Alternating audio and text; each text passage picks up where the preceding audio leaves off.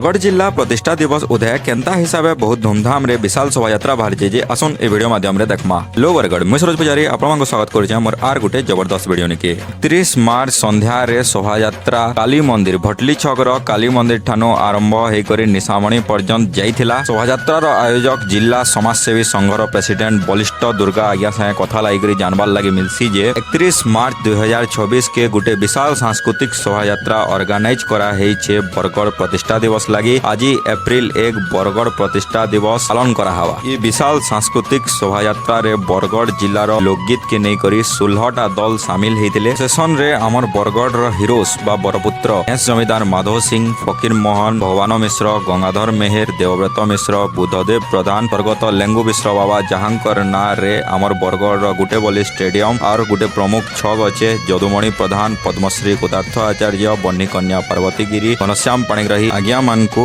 प्रोसेसन रे विशेष सम्मान टे दिया हेतिला। संगे संगे हमर बरगढ़ माटीर गर्व और गौरव पद्मश्री हलधर नाग और पद्मश्री भागवत प्रधान अजा मान को रथ रे विराजमान करा जाइथिला। आशा करूछे आपण मान को वीडियोटा भल लागिथिबा। जदि वीडियो भल लागला कमेंट सेक्शन रे लिखि देबे जय बरगढ़ बोली।